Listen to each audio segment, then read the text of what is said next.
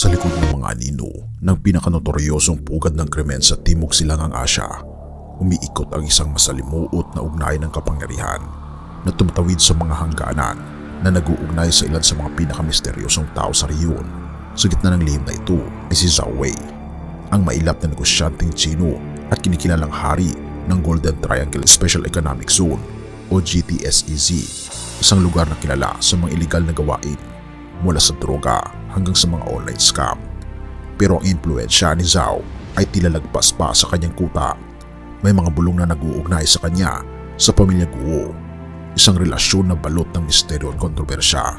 Sa pamilya Guo, namumukod tangi si Alice Guo, isang alkalde mula sa Bamban Tarlac na nahatulang may sala pero nakatakas sa batas ng Pilipinas sa kabila ng warrant of arrest mula sa Senado at babala ng immigration na gawa niyang makatakas. Pero bakit? Ito ba ay isang simpleng pagkakataon lamang o may mas malalim na madilim na ugnayan sa pagitan ni Zhao Wei at Alice Guo? Hinahanap ba ng pamilya Guo, lalo na si Alice, ang proteksyon sa ilalim ng mga pakpak ni Zhao Wei? Pero makakaiwas kaya siya sa hustisya? Ano ang ibig sabihin nito sa masalimuot na network ng korupsyon, impluensya at krimen na namamayani sa mga anino ng Golden Triangle? Habang si Alice Guo ay gumagawa ng kanyang tactical na hakbang patungo sa walang hanggang batas sa rehiyong ito, maraming tanong ang bumabangon.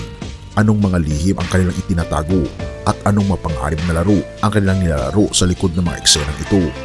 Ang mga sagot ay nakatago sa ilalim ng mga patong-patong na panililang at korupsyon na maaaring magbago ng ating pagkakaunawa sa kapangyarihan at kawalan ng parusa sa Timog Silangang Asya. Halika, ating itong pag-usapan, mga kaibigan. Madalas akong mapagabag sa hindi pagkakaunawa kung ano nga ba ang nangyayari ngayon sa ating mundo, lalo na sa mga kaso ni Alice Guo at ng Triad. Ngunit isang libro ang nagbigay sa akin ng kaliwanagan. Ito ang Biblia, at habang binabasa ko ang Daniel at Revelation, nais ko pang lalong masilayan ang ibig sabihin ng mga gawain ng Antikristo at ng marka ng halimaw. At natunghayan ko ito sa libro ng The Great Controversy. Namumugot tangi na libro na nagbigay sa akin ng liwanag.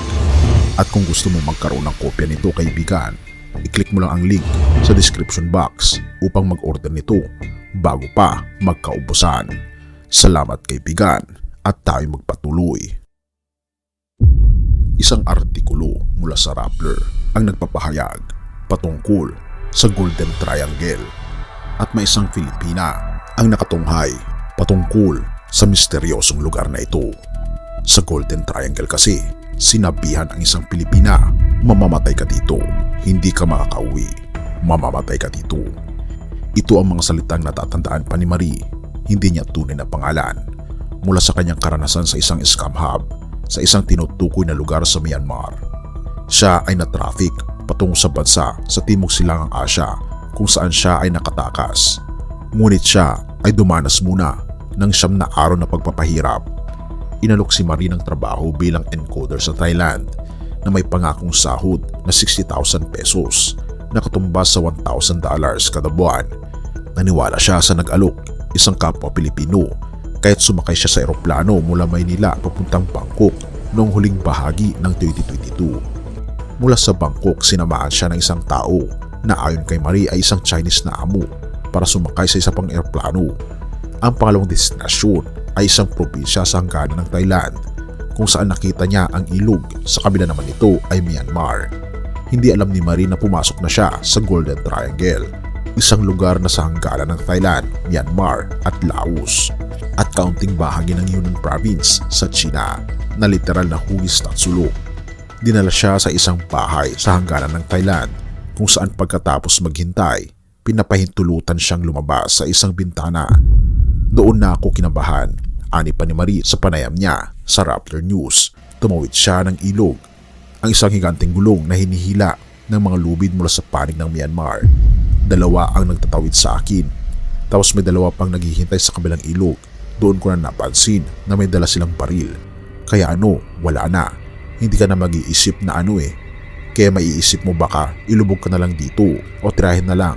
Wala ka nang magagawa, ika pa ni Marie. Pagkalipas ng 8 buwan, naalala ni Marie na siya ay nakatakas patungo sa Mae Sot, isang probinsya ng Thailand na bahagi ng Golden Triangle. Ano nga ba ang Golden Triangle? Ang Golden Triangle ay matagal nang kilala bilang lugar kung saan nagmumula ang karamihan na iligal na droga sa buong mundo. Matagal na itong binabantayan ng mga pinakamakapangyarihang ahente ng batas sa mundo dahil sa pagiging pugad ng mga krimen.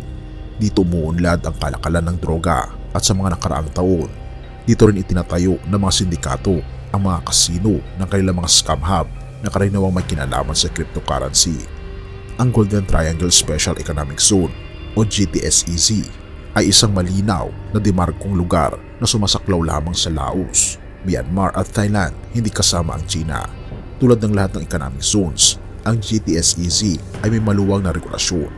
Ang pinuno umano ng economic zone na ito ay ang negosyanteng Chino na si Zhao Wei, na nasangkot sa ilang parusa mula sa makanlurang pamahalaan, ngunit nanatiling hindi naapektuhan.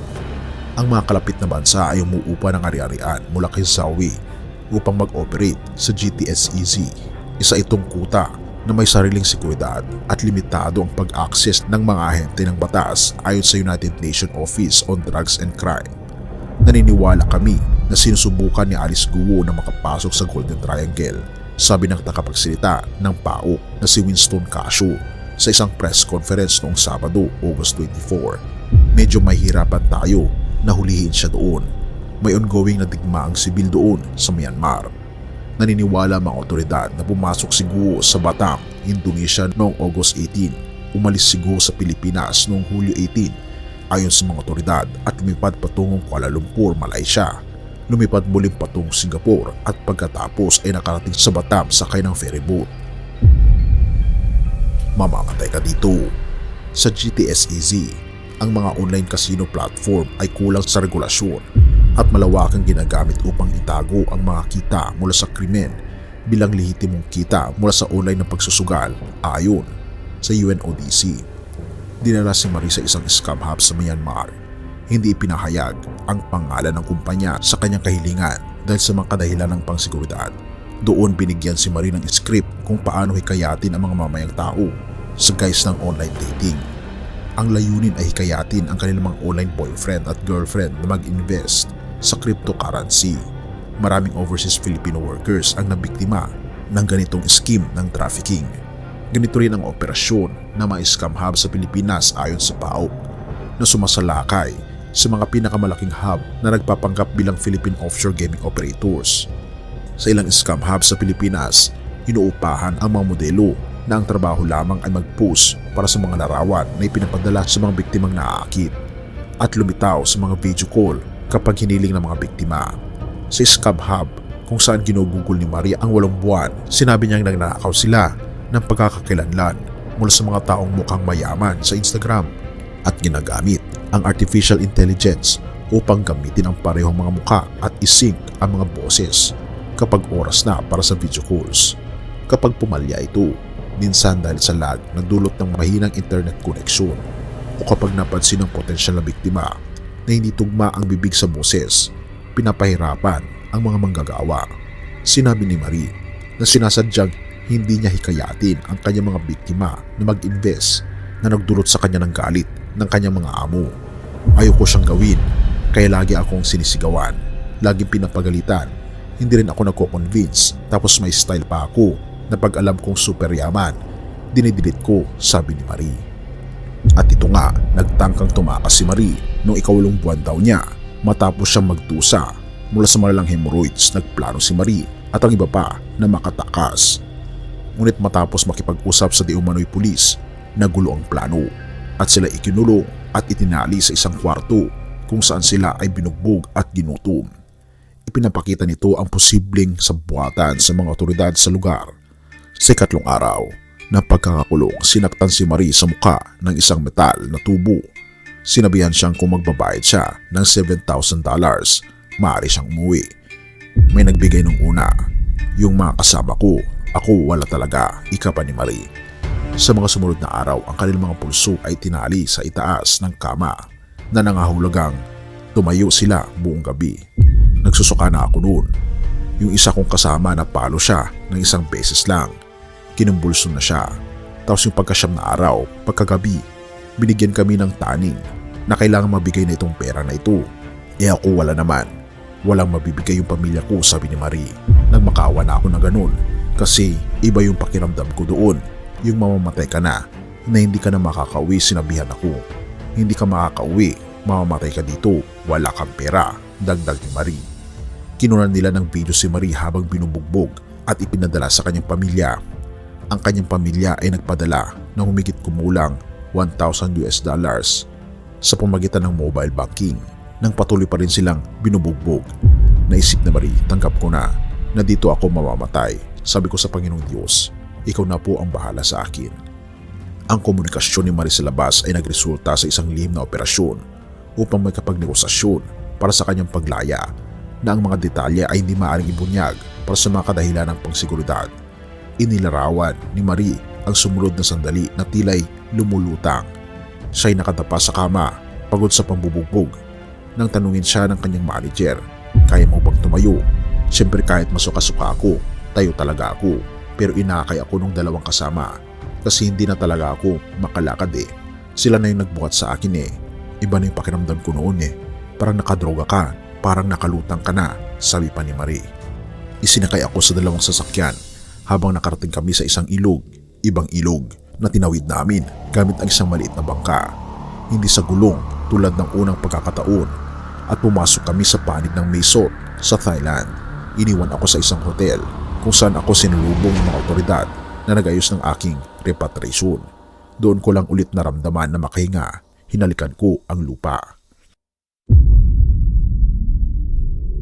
Si Alice Guo ay nauugnay sa kontrobersya ng Pogo Scam dahil sa pagtatag ng isang kumpanya ng real estate na tinatawag na Baofulan Development Incorporated na umupa ng isang compound sa Banban, Tarlac para sa raid na scam hub na Hongsheng Gaming Technology Incorporated / Zunyuan Technology Incorporated. Ipinapakita ng mga dokumento sa korte na hindi kailanman nag-divest si Guo mula sa Baofu kahit na siya ay nanalo bilang alkalde ng Bamban noong 2022. Kung si Guo ay papunta ng Golden Triangle, ibig sabihin ginagawa niya ang isang biyahe na kabaligtaran ng Exodus mula roon patungo sa Pilipinas. Ayon sa UNODC, nang pinahigpit ng China at Cambodia ang kanilang crackdown sa mga sindikato ng casino scam, nagkaroon ng Exodus mula sa Golden Triangle. Sila ay nagsisilipat at nagtungo sa Pilipinas kung saan ang offshore gaming o POGOs, isang reguladong gray area, ay nagsimulang lumago. Salamat sa hindi maliit na bahagi ng Philippine Amusement and Gaming Corporation o PAGCOR sa ilalim ng dating Pangulong Rodrigo Duterte. Si Marie ay dumaan na sa psychosocial therapy at nakahanap na ng trabaho. Bukod sa paggaling mula sa trauma sa Myanmar, kailangan rin niya muling matutunan kung paano magtiwala at patawarin ang mga nag-recruit sa kanya. May kopya pa rin siya ng video kung saan siya ay tinotorture. At sinabi pa ni Marie na talagang napakaswerte daw niya at talagang blessed siya dahil buhay siya sa pagkakataon ito. Proverbs 28 verse 1. Ang masama ay tumatakas kahit walang humahabol, ngunit ang matuwid ay matapang na parang leon. Sa sitwasyon ni Alice Guo, gayon din ng kanyang boss na si Zhao Wei, makikita natin ang larawan ng mga taong tumatakbo sa kanilang mga kasalanan at pagkakamali. Tulad ng sinasabi ng Kawikaan 28 verse 1, ang mga taong may nagawang masama ay madalas tumakas at magtago kahit wala namang humahabol. Ito ay bunga ng kanilang konsensya na hindi mapanatag dahil sa mga maling gawain. Ngunit ang talatang ito ay nagpapaalala din sa atin na ang mga matuwid, ang mga taong may malinis na puso at walang itinatago ay matapang na parang leon. Sila hindi natatakot na harapin ang anumang pagsubok o pag-uusig dahil alam nilang nasa panig sila ng ating Panginoong Diyos. Sa harap ng mga kaguluhan at kontrobersiya, tayong mga mananampalataya ay tinatawagan na manatiling matuwid, mapagkumbaba at magtiwala sa hustisya ng ating Panginoong Diyos dahil alam natin na sa panig natin ang ating Panginoong Diyos. Naway ito rin ang maging aral sa mga nasasangkot sa mga sitwasyong ito, na harapin ang kanilang mga kasalanan at humingi ng tawad sapagkat ang Diyos lamang ang nagbibigay ng tunay na kapayapaan at kalayaan. Tayo manalangin. Ama naming Diyos na makapangyarihan sa lahat, kami po'y lubos na nagpapasalamat sa inyo.